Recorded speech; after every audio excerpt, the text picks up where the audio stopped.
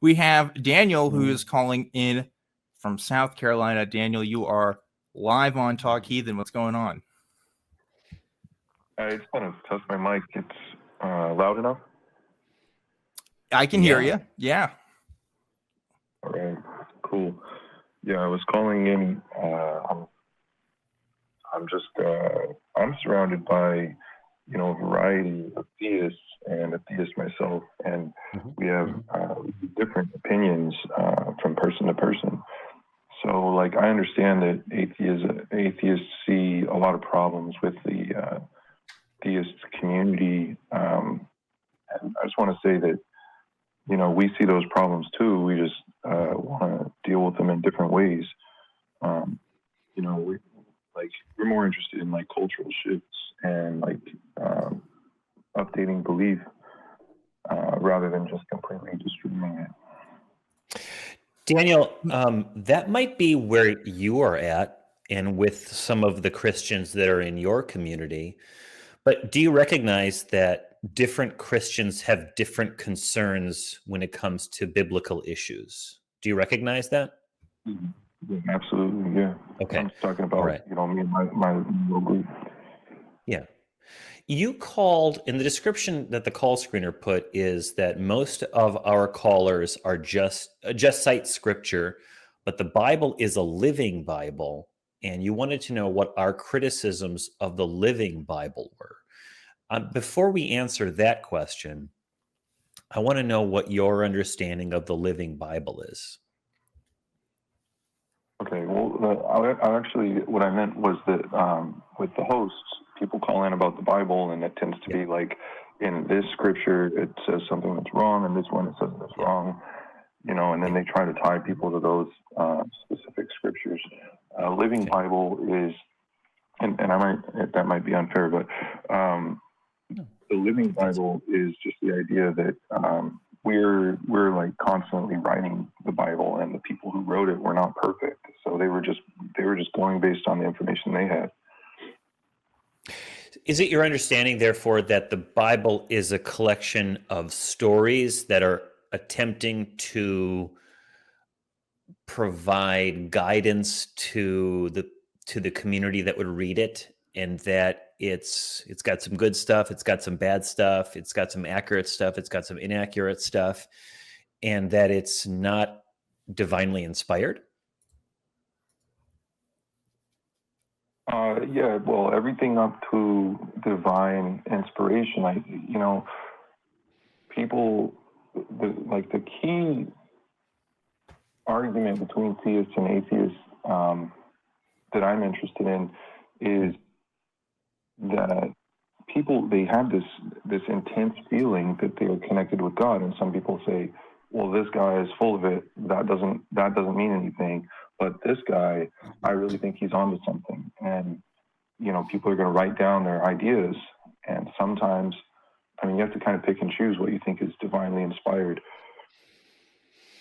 Yeah, that's dangerous though, right? Because there are probably some white supremacists that think that those passages that say you can take slaves is divinely inspired, and those parts that say that Jesus is, meek and mild servant of man is just human beings being wishy-washy about it. And you could have the opposite position. I think our issue with the Bible is that there's some stuff that we find still works, some stuff that we find does not work. And because people can kind of just pick and choose, it's as good as just starting from scratch and picking the things that work. So societally speaking, I think that's our position. But something you said early on, I want to put a pin in it and just make sure that you understand this. You had said, I guess you were talking about a hypothetical atheist reacting to some believer who said that they have a personal relationship with God, and that means nothing because there's nothing to it. I wouldn't be that person who would say that means nothing or there's nothing there. I would say that people have experiences, people have meaning in their life, And although I might not agree with the ontological reality, the metaphysical substrate of what that belief is, I believe people have experiences. People have things that are meaningful to them. And that's important to me, that we acknowledge that people have experiences, that they have values, that they have things that are important, and that we acknowledge that when we engage in dialogue, because I can't just bulldoze over someone's belief in Allah and expect them to thank me for it. What I have to do is acknowledge it and then sort of pick around the edges to figure out where the edges are and where the common ground is, so we can have a conversation. So that hypothetical atheist, I would say that straw man atheist, if you want, I'm just as uninterested in having a conversation with that atheist as I am talking to some shitlord theist who calls the show. Well, yeah, but that's not what we're talking about today. Yeah, I mean, if you look at atheism, I think it just kind of has a tendency to draw more intellectual people, and like just raw atheism doesn't necessarily like rule out like white supremacy or just No. I don't know, less informed beliefs.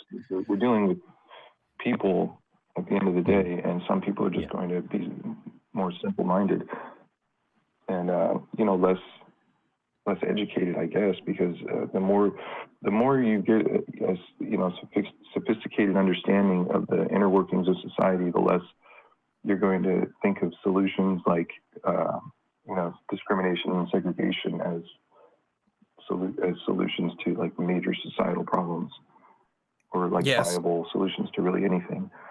I think I agree with that. Yeah. Yeah, and I'll go even further and say I don't think you need any interpretation of the Bible, living or otherwise, to do that either, right? Yeah.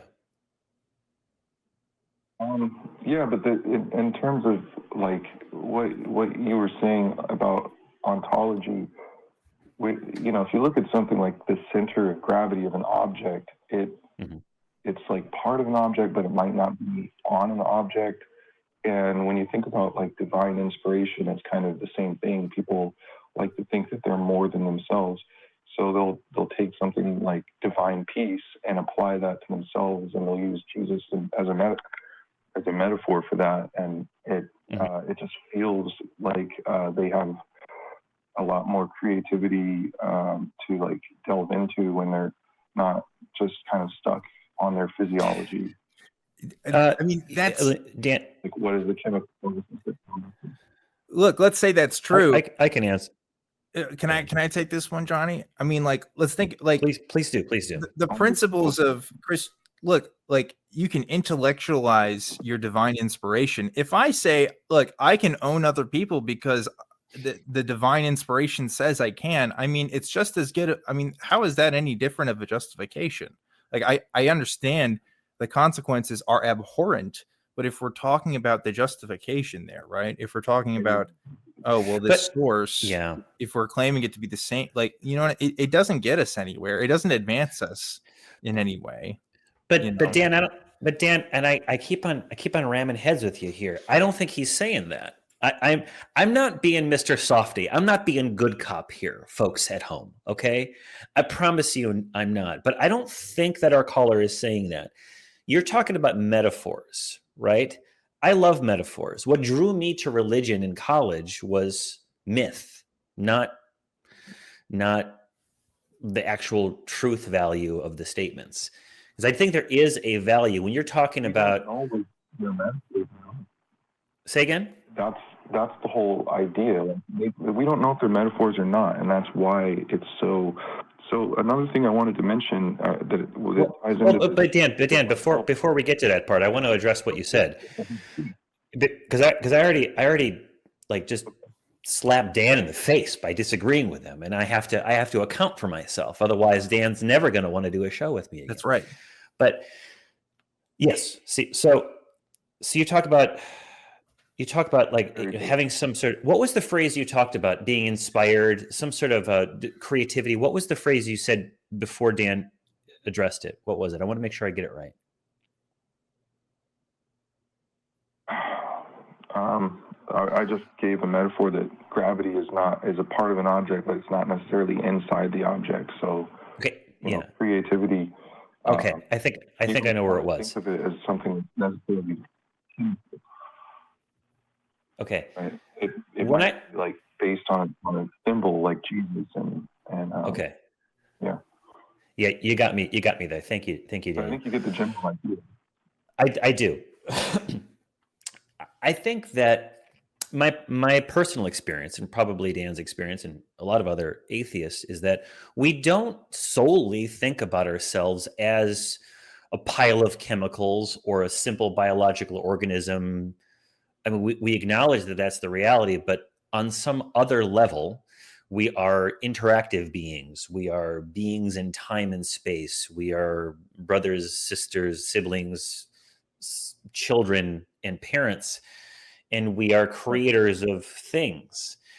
And you talk about, maybe looking outside ourselves for creative or peace or something like that. And you might use Jesus or God as an image of that. Non-believers might look at our relation of ourselves to society, to the human race, to life itself, as a kind of way to get out of our simple biological limitations. Luminous beings are we, rather than merely piles of chemicals, not this crude matter. And so it's as a metaphor, it works, but I don't actually think that I am humanity. But that's how I get outside myself. It's not merely an ego-based drive that I have. I'm stepping outside of myself and looking at my place in a greater whole. But that's metaphorical. It's not. But what I'm trying to explain is it might be something like physiological in the atmosphere of like a human being's surroundings that like literally kind of contributes to their consciousness, their reasoning. Like they're literally not only themselves, but there is something larger, like a spirit, that we just don't have a good understanding of. Is it logical? For example, in the theist community, I would like to see people investigate that using better instrumentation rather than completely relying on faith. Although I do think that faith plays a strong role in kind of like bringing that out of your atmosphere.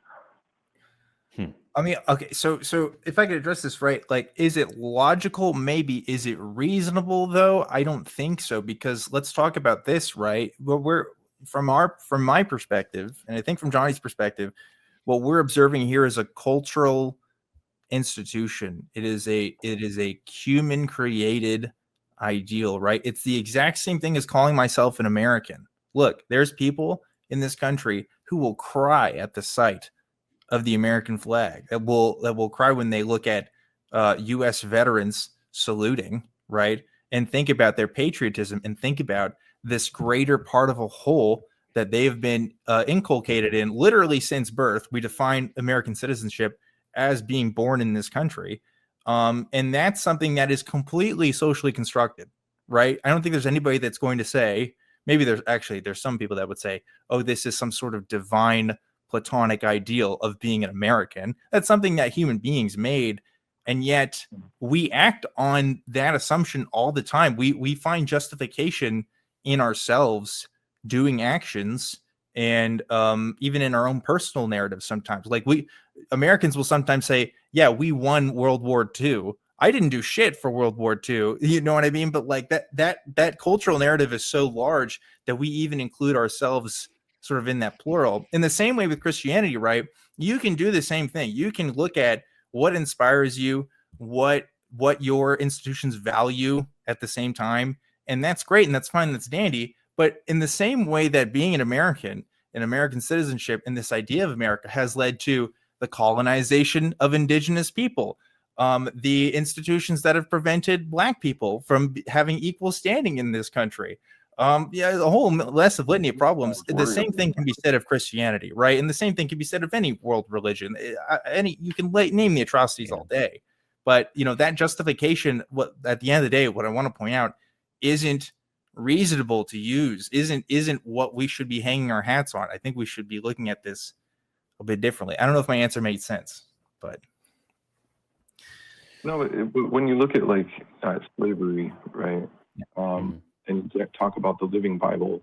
I mean, there are a lot of nasty people in Christianity, and I really don't want to lend any like support or encouragement to them. So when I'm dealing with an atheist and they're talking about this stuff, I'm like, you know, I understand that my participation in Christianity might help these people to feel empowered, and I don't like that. So it's like hard for me to call myself a Christian. If I'm being real, you know, I've gained so much from Christian philosophy and theology that it's kind of like disrespectful to just say, no, I'm not a Christian.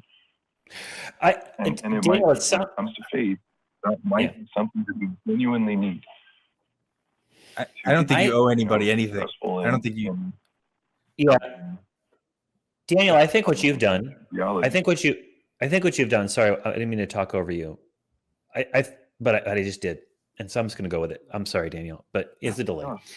I think what you've done is you have taken the best parts. I would say what you've taken is the most humane, humanist parts of the Bible, the most compassionate, humanist parts of the Christian philosophy, and you've internalized it, and you've taken it and you've run with it. And when you see the other parts that are just as much there in Christian theology, and it's not limited to Christian. A lot of people are like, oh, they come down on Christianity so hard. Yeah, Islam's just as bad, and there's other religions that are just as bad, if not worse, in certain regards. You've taken the good stuff and you've externalized the bad stuff, and you're, I think, struggling with the bad stuff, but you need to understand that it's kind of part of a package, right? You can not have the bad stuff and just focus on the humanist parts. You're going to probably give up some of the more ethereal, non-corporeal, spiritual stuff, but you can also let compassion and common humanity and a love of life and living things be your group, be your in-group, and still keep all of the good things you've gotten, but you're not going to have any kind of, I think, justification for believing that those non-corporeal existences. Say again, sorry. We can agree on that, right? And what can we agree? Christianity and Islam not going anywhere. You need sects of these religions that are like living sects that have positive values that draw people in and don't lend credence to the dangerous extremes. Yes. I agree. I agree. Like, I want to. Religion is not. But you know, Daniel, a difficult thing to do. You know, Daniel, I would say that the progresses that Christianity has made is because of humanism, because of the Renaissance era forward. You know what I mean? It wasn't because of the ideals of the ancient peoples that practiced it first. It's the development, it's the progress that's been made. Because if we took the Christians that lived 2,000 years ago and stuck them in America today and asked them to have a conversation with the Christians around here, I guarantee you they would find differences, right? It's because of that progressive, often most of the time secular development of the religious ideals that has come to where we see Christianity today. Sorry, Daniel, it's a little hard to hear you. I know we said we could hear you earlier, but you are a little bit low. So if you could speak up, that'd be great. Okay, if we went back like 2,000 years, we might find people who, probably the majority of people, we'd think, wow, these people are like barbaric. And on the other hand, there might be a few people who would, even by today's standard, be considered like extremely kind and peaceful. And I mean, that's just my view from traveling the world and meeting people from like demographics that I've been told all my life, like, these are horrible people, but finding like these are the nicest people I've ever met in my life, you know? Yeah. Like there's one in every community, and I don't know why in the past it wouldn't be that way. I agree that there are swell people that exist. like the I don't want to make light of what you're saying, but the grandpa who's handing out Werther's originals Oh my God. exists now, and that probably existed 1,000 years ago, handing out, I don't know, some kind of nice candy to the kids, and people who are generous and help you get your ox out of the mud, or people who are good Samaritans, to use a biblical image, existed all throughout time. I think cooperation and kindness and compassion has been a key factor in the reason why we live in this world. It's Yes. not through sheer competition. This Ye- competition's a factor, to be sure. And you know what, Johnny? That speaks to us being human. That doesn't speak to our religious precepts, right? Like Yeah. that existed in humanity longer than Christianity has existed, longer than Judaism has existed. Yeah. So like if anything, I think that Yeah. bolsters our point in what we're talking about, right? What's Yeah. that? Say that, Daniel. What is that response to Dan's thing? It tells children who we are. Like it draws a line back, and like maybe like long ago, like how far back does it go? How important is it? How fundamental is it to like who we are? Like I think 2,000 years ago they would have seen this like almost like neuroscience today. Yeah.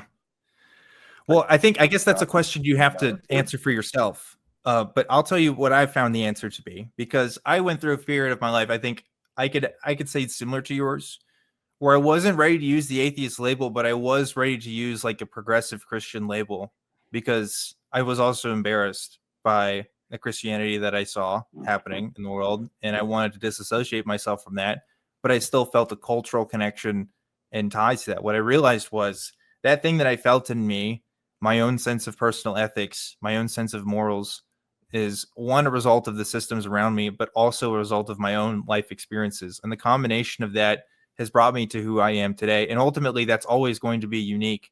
The fact that Christianity may have played a part in it, that didn't mean I have to call myself a Christian. On top of that, there was also historical facts that Christianity talks about. For example, the resurrection of Jesus, that I couldn't actually say I believed anymore. So that also dissuaded me from the label. But the point is, I found myself, I now living comfortably with the label of a secular humanist or a sentientist. And I'm able to be okay. I can still recognize the roots and origins of who I am in my lineage. In that being that, yeah, everybody in my family prior to me was probably a Christian. But that doesn't mean I owe them anything. That doesn't mean it would be disrespectful because I dissuade myself of that label. It only means that like we're becoming better. And sometimes that means shedding what we had yesterday into what we can build, today. And to me, that's more important than keeping up a tradition. But we've talked about this for a long time. I think we need to go ahead and wrap this one up, if that's okay with you, Johnny, unless you had something else you want to say there. Yeah. I guess what I would say, the last thing I would say, but Daniel, what was that? Can I ask for just one more minute, because I kind of want to push back just to make sure that you don't really miss the important thing in terms of faith that I'm talking about. It's very difficult to be faithful. It's like we have the same issue that atheists have when you sit down and think that faith is actually important to growth. Like every single step, even just beginning to think about it, is difficult. But I think that actually might be something that is necessary to get to where theists want to go in terms of like their personal growth, and understanding reality. I guess my definition is my question is, what is your definition of faith then? Like blind faith, like just the idea that you actually need to sit and believe that something is true without any foreknowledge. It's very difficult to think that way, because at its face it seems irrational, but when things start to reveal themselves to you, you feel like, okay, I guess it wasn't that irrational. But every single time you have to start from scratch. I don't. The further you get in your understanding of God, it all goes away as soon as you stop being faithful. even for like 1 minute, and you have to start from scratch. Even if Why do we need that? That's kind of where why do we need, good question, Dan. Why do we need that? Because I don't have that, and I am inspired, I am engaged, I work on things, I feel good, and I don't think, an irrational belief absent of evidence in anything. Yeah, I don't think it's necessary. Like Daniel, like before every flight it takes off in an airport, right? They always do a series of checks to make sure everything is good to go. If I give you the choice between two different flights, one of them saying, yes, we've done all of these checks before we go, and the other one with a pilot that says, no, I'm absolutely sure and have 100% faith that this plane is fine. I mean, which one are you going to trust more? Right? Like, why would you ever go with the person that just has faith? That's not a justification for anything. A lot of people believe a lot of things. Why is that a virtue? I need to think about this more. I could probably call back. You know, you guys Music to my said so ears. much and Yeah. gave me so much information. I really appreciate it. Yeah, we appreciate it too. We appreciate you. You're doing the Lord's work. No, I'm joking, but you're doing what we want. We want to have these conversations. Again, like, it's easy to kind of get set in a paradigm of thought and then assume that certain things are essentials and certain things are extraneous. And I just not with you all the way there. So come back, call back. Call back. We'll be here.